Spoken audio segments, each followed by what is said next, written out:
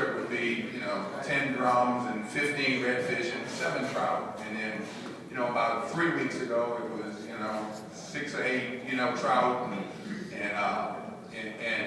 10 or 12 redfish and 6 or 7 drums, 2 flounders, And then all of a sudden last week they started coming up and started getting into where you're getting like 35 trout and 15 drums and 20 redfish. And then the early part of this week, and I only went out twice this week.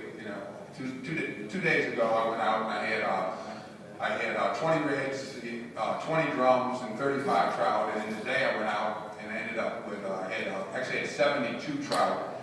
And then I had 15 drums and 4 or 5 redfish. So you can see every day it's sort of picking up. The water's incredibly beautiful out there. I'm gonna tell you what. Lake's filled with shrimp. It's starting to pick up fish all over the place. I think we're gonna have a tremendous, spring out there. It's just gonna get better as time goes by. The water's cooling down a little bit. This is probably the latest in the year I can remember where we haven't had some little front come by to change the water. But I think the biggest problem early in the year was we just didn't have no shrimp. There was never any boats skimming in the passes, during the brown shrimp season. And maybe the water was fresh, I don't know. I get some reports on, I don't know if y'all seen those receivers that are out there in the lake, the little yellow receivers. Those receivers, we put a bunch of transmitters in fish in the spring of the year. And every time a trout with one of those transmitters passes by one of those receivers, it puts a ping on, and each fish is individually tracked. So, and you still hear that the good percentage of them is still around. We're going to do another thing in, when is that, Kim? November or is it October? I think it's towards the end of October. They're going to do another, where they're going to put the little transmitters up inside of the fish. We'll get a lot of information, from that. I think long-term the lake looks incredibly good. They may open siphons up somewhere around and get the water so fresh you can't fish. And then, as fishermen, we'll turn to something else. We'll turn to bass or something along. But, long term, though, the lake's just an incredible estuary. And it's known for big fish. And this is the first year where there's a lot of times I fish for fish I would have just left the previous year. You pull up in there and you start catching 13, 15-inch fish, and you think they're good fish. And every many years you just leave them, you wouldn't even bother to fool around with them. Just today, I probably had some of my biggest fish. My first fish was 4.5 pounds. Probably had 25 or 30 fish, close to 3 pounds or better. So that's a pretty good trip for overall this year. Caught on incoming tide. Incoming tide has been a downfall all year. I could always catch fish right at the change during a falling tide, but this is the first trip today we really caught on incoming tide. So I think they're really coming in.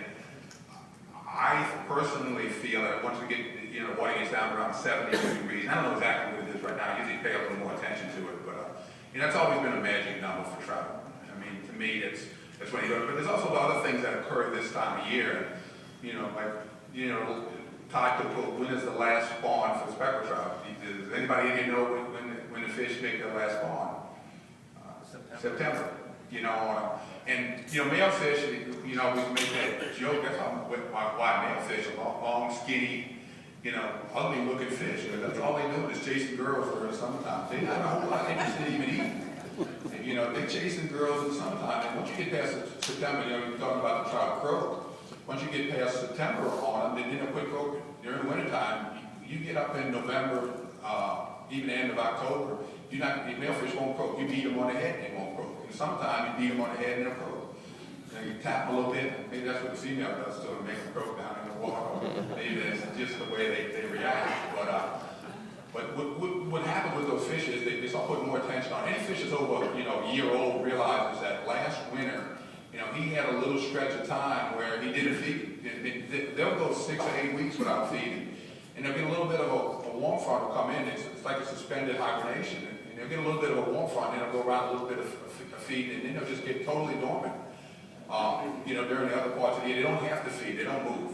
Anything that's not expending a lot of energy. That's one of the reasons why in the summertime, fish are expending a lot of energy feeding, and male fish they got to feed, so they spend a lot of energy and then they go look for another girl again, so they all run, around. But what will happen as soon as that change starts occurring, when they're not in the interest of spawning and all, they realize, and any fish over years is going to realize that he's got to fatten up and all for the winter.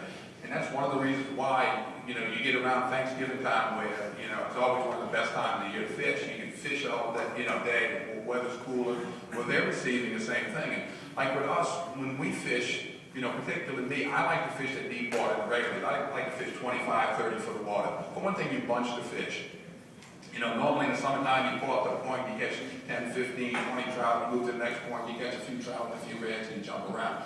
But in the summertime, those fish will get on those ledges and those little drop-offs, and what they do is that they'll bunch. And that's why I've always liked to fish at 25, 30 foot of water. If you ever dive down there, there's actually little thermal lines in there, so you dive down and you get 8 or 10 feet down, and you can feel water change with the temperature. You dive get down to 25 feet, and there's another change. So it's a whole lot cooler down that way. So where the top of the water may be close to 90, the water in the middle layer may be 85, and then all of a sudden you get to the bottom of the water and it's 75, 76, degrees. So that's why those fish are looking for it. And I've always found this with bigger fish. And no matter where you fish them at, they're the most opportunistic of them all. They're going to feed for a short period of time, so they're going to go to an area. And I always tell people this.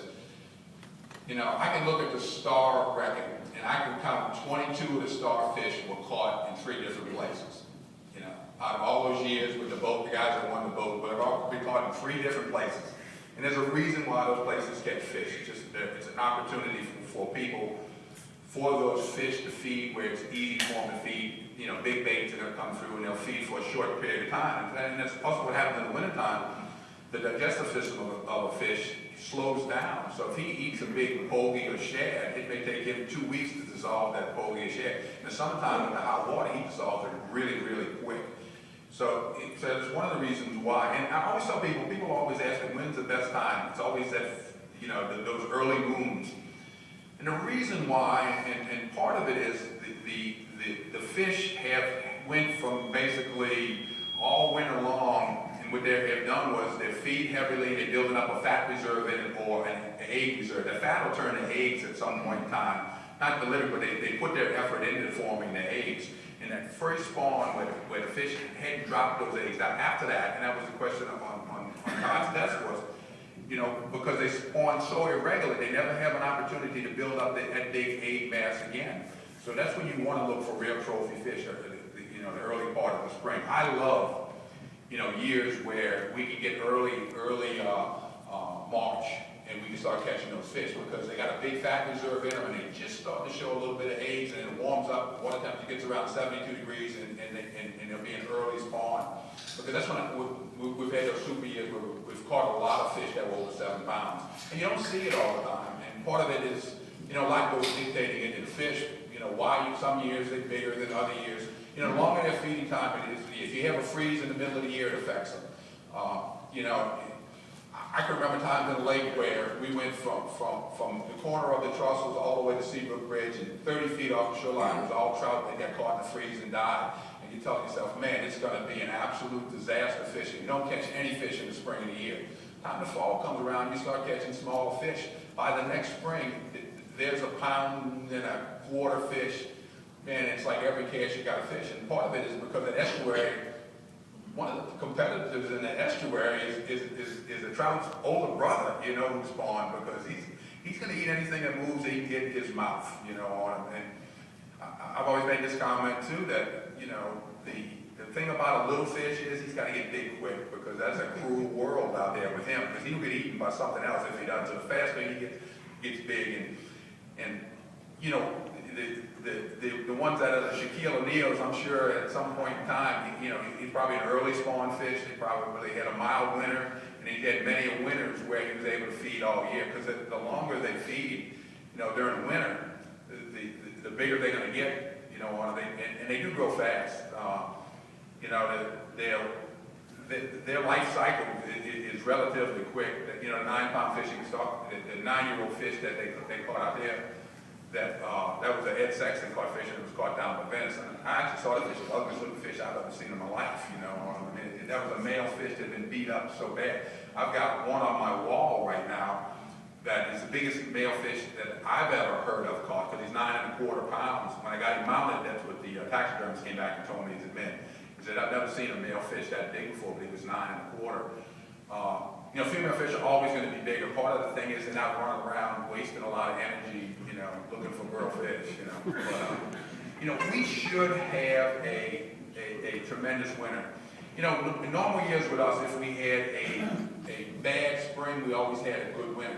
And somebody asked me the other day, they said, how do you compare this year? Now, I didn't get the early spring. They had about a 3-week good run of fish out there, and then the fish just sort of disappeared. And so I didn't get in a fish because I was recuperating from heart surgery. But what ended up happening was when those fish disappeared. But from what I saw, you know, it's been a whole lot worse. You know, if your worst year was here, this year drops way down in. They got a lot of space in between it. But it should be I think it's going to be a really, really good fall. I think